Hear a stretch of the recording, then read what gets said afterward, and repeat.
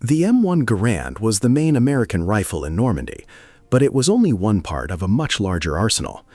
First, we have the M1911A1, a short recoil, single-action pistol chambered for .45 automatic Colt pistol ammunition.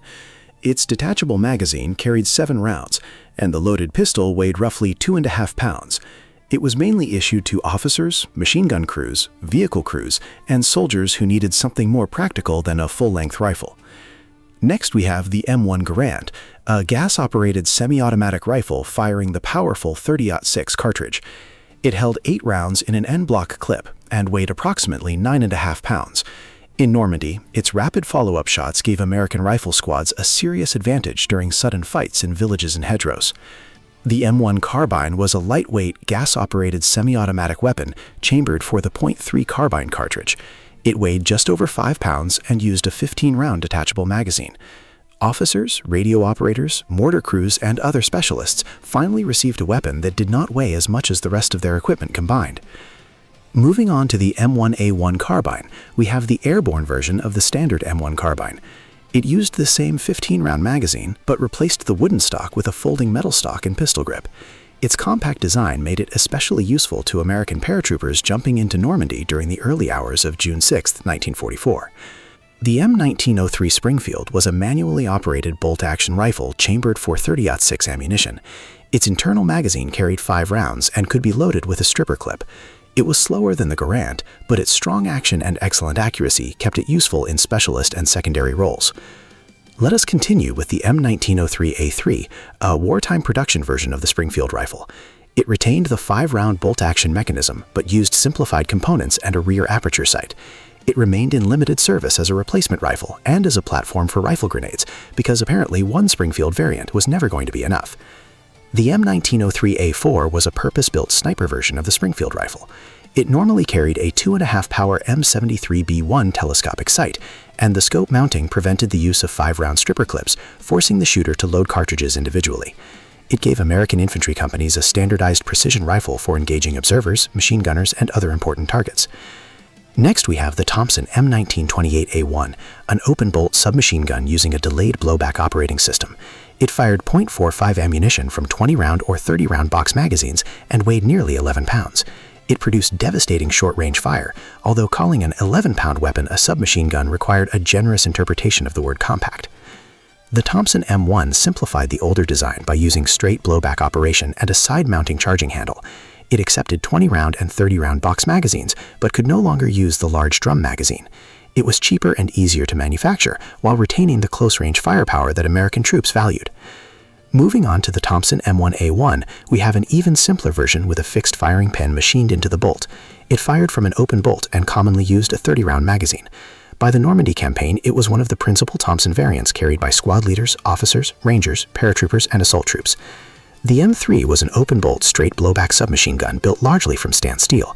It weighed a little over 8 pounds, used a 30-round magazine, and fired at approximately 450 rounds per minute. Its slow rate of fire made it controllable, while its crude appearance proved that a weapon did not need polished wood to work perfectly well. We now have the M1918A2 Browning automatic rifle, a gas-operated automatic weapon firing 30-06 ammunition. It used a 20-round detachable magazine, weighed more than 19 pounds, and offered slow and fast automatic fire settings rather than semi-automatic fire. It gave the American rifle squad immediate mobile firepower, even though its fixed barrel made prolonged firing a questionable life choice. The M1919A4 was a recoil-operated, air-cooled machine gun normally mounted on an M2 tripod. The gun weighed approximately 31 pounds, while the tripod added another 14, and ammunition commonly arrived in 250-round belts. It delivered dependable, sustained fire from defensive positions, provided several soldiers agreed on who was carrying which heavy part. Next, we have the M1917A1, a recoil-operated machine gun surrounded by a water-filled cooling jacket. It fired 30-06 ammunition from 250-round belts, and the complete gun, tripod, water, and equipment weighed well over 90 pounds.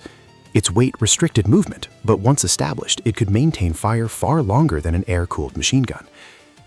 The M2 Browning was a belt-fed, short-recoil heavy machine gun, firing the enormous .5 Browning cartridge.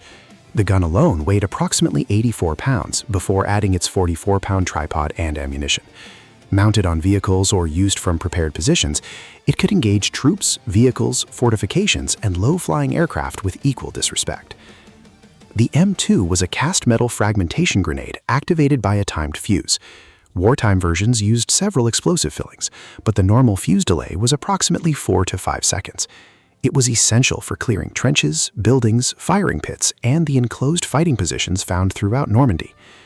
Next, we have the M14, a cylindrical incendiary grenade filled with an extremely hot thermite-based compound. It was designed to destroy equipment rather than scatter lethal fragments among enemy troops. Engineers could use it against guns, engines, radios, and other machinery that needed to become molten scrap immediately. The British No. 82 gammon bomb used an elasticized fabric bag that could be filled with plastic explosive before combat. A soldier could adjust the explosive charge, sometimes using as much as roughly 2 pounds, and an impact fuse detonated it when it struck a target. American airborne troops used it against vehicles, guns, walls, and strongpoints, while treating it with the considerable respect an impact-fused bag of explosives deserved.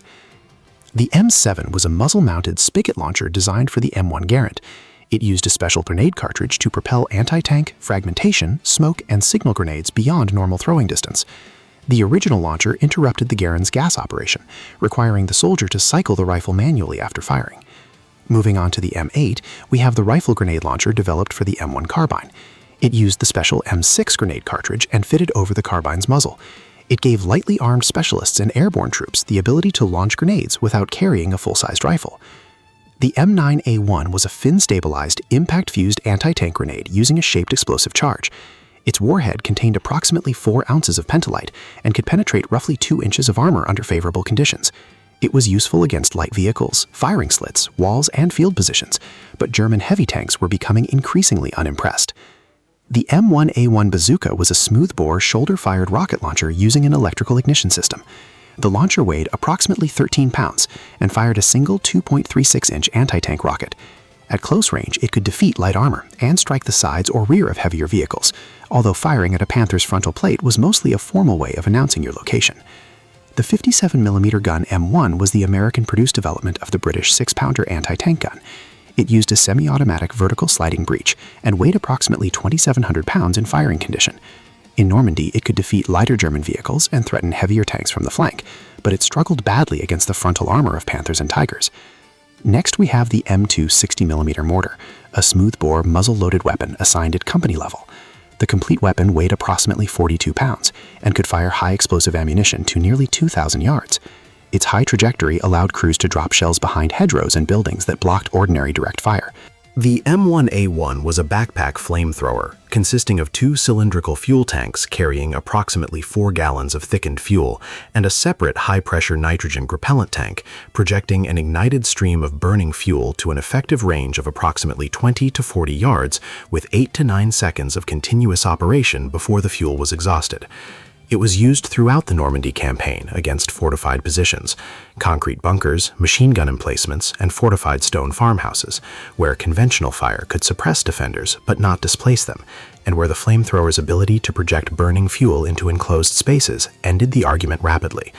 The M1A1 operator was among the most tactically valuable men in any assault and simultaneously among the most conspicuous targets on the battlefield, a combination that attracted no volunteers and left the individuals who carried it in full understanding of exactly what their role required.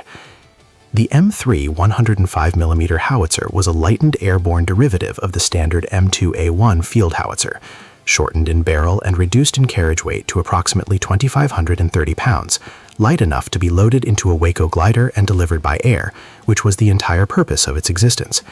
It was the divisional artillery piece of the 82nd and 101st Airborne at Normandy, arriving by glider in the days following the initial parachute assault and providing the airborne infantry with organic artillery support at ranges up to approximately 7,250 yards. For the paratroopers fighting in isolation around St. Mary-Glees and Carentan, cut off from direct contact with the beachhead and holding ground against German armored counterattacks with small arms and anti-tank grenades, the first M3 howitzers rolling out of landed gliders represented the moment the defense acquired teeth, and the Germans attacking into them shortly discovered what that meant. That is every weapon an American GI carried into Normandy, from the pistol on an officer's hip to the Howitzer arriving by glider 48 hours after the jump. Some of these weapons were the best in the world at what they did. Some were adequate. At least 2 generated arguments that have not finished running. What every one of them shared was a single objective on June 6, 1944. Get past the Atlantic Wall, hold the ground, and start moving east. On balance, they did.